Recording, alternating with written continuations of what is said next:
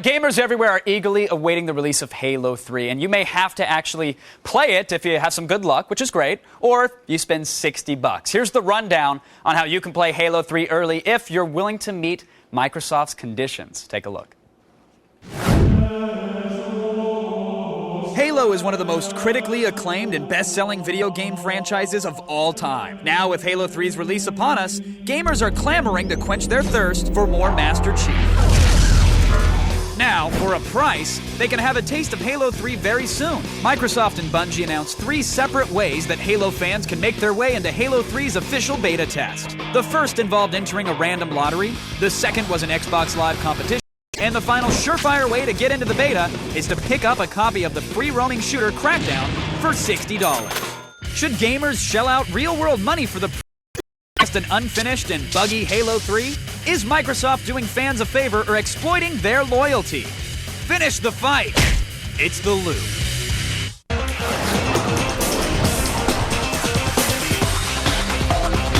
All right, let's get into it. Joining us via satellite to help us make sense of it all from San Francisco, senior editor for Electronic Gaming Monthly, Crispin Boyer is here, and from Los Angeles, associate editor for IGN.com, Mark Bozon. Also, be sure to go to IGN.com for their best games of 2006. Gentlemen, welcome to The Loop.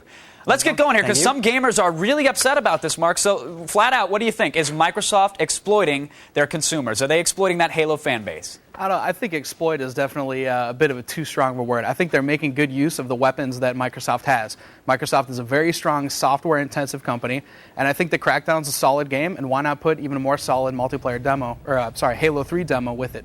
Sure, but Crispin, now 70% of our viewers are saying, hey, they feel a little exploited by these tactics. I mean, there should be something to be said for that big of a number. What do you think?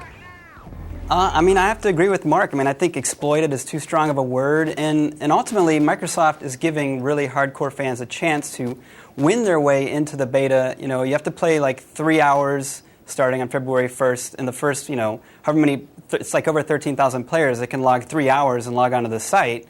They'll basically earn their way into the beta. So the really hardcore fans that play all of this Halo, when this becomes available, we'll be able to get in for free.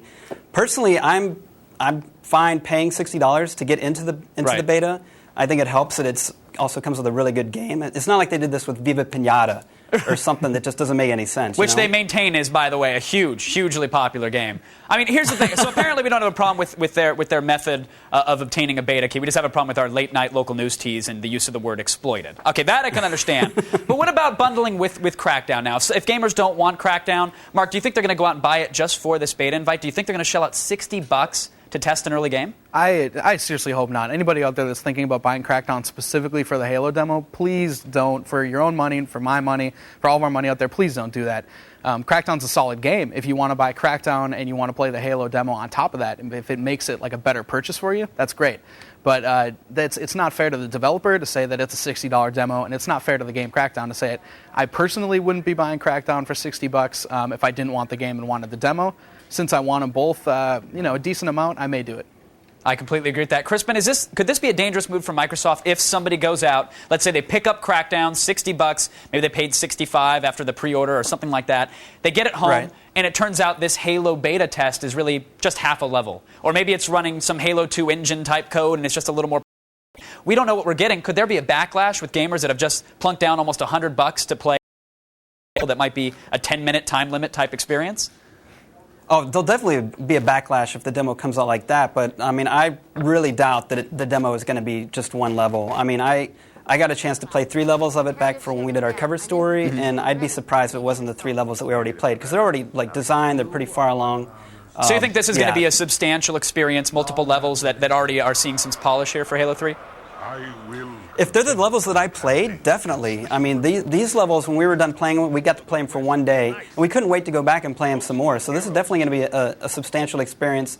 And actually this whole thing kind of reminds me of when Star Wars Episode 1 came out, the trailer came out, and they had the trailer that was on with Waterboy. And a lot of people went and saw Waterboy. This is back before Star Wars was crap. Right. But I think this is better because, Crackdown's a much better experience than Waterboy.